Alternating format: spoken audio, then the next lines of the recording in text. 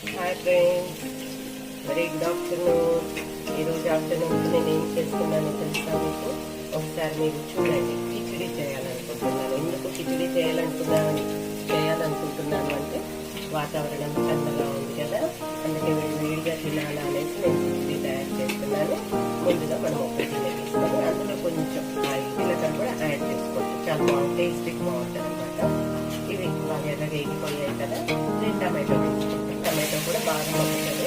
మగ్గిన తర్వాత ఆలోపు మనము కొంచెం సేపు మూత పెట్టుకుందాం, ఒక 5 minutes.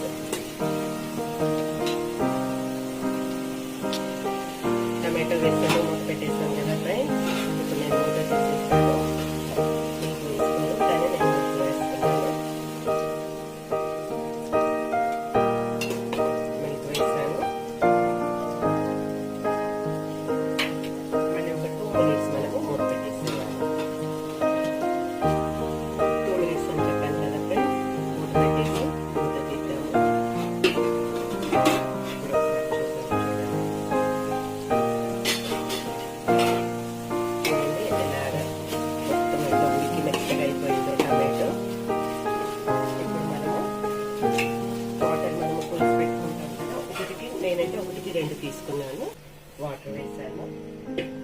వాటర్ వేసిన తర్వాత మనం కొత్తిమీర తరిగి పెట్టుకున్న కొత్తిమీర అందులో వేసేసుకోవాలి.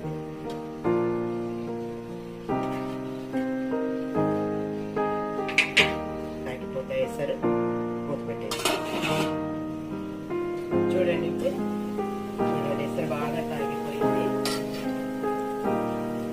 ఇలాగా మనము రైస్ నానబెట్టుకోవాలన్నమాట. పన్నారపు మనం ఏ పప్పు వేసుకుంటామా, ఎర్రపప్పు వేసుకుంటామా, పెసరపప్పు వేసుకుంటామా, లేదంటే గ్రీన్ పెసలు వేసుకుంటామా, మనం ముందు డిసైడ్ అయ్యి ముందుగా మనం నానబెట్టుకోవాలి. ఎసరు కాగింది కదా, ఎసరులో వేసేస్తున్నాం. చూడండి,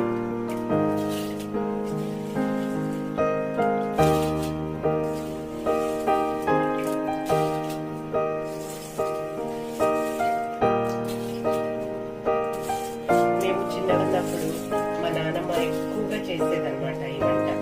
ఎందుకు అంటే మా చేసిన వాళ్ళకి పంటలు బాగా పండేటివి. అంటే మా నాన్నగారు వాళ్ళకి పంటలు బాగా పండేటివి. ఇంట్లో నెయ్యి ఉంటది కాబట్టి, ఇంట్లో గేదెలు ఉన్నాయి, నెయ్యి ఉంటది, ఎప్పుడు నెయ్యి ఉంటది. ఈ పంటలు పండినప్పుడు ఏం చేస్తారంటే ఫస్ట్ పంట అనేసి ఎక్కువగా ఇది చేస్తారనమాట.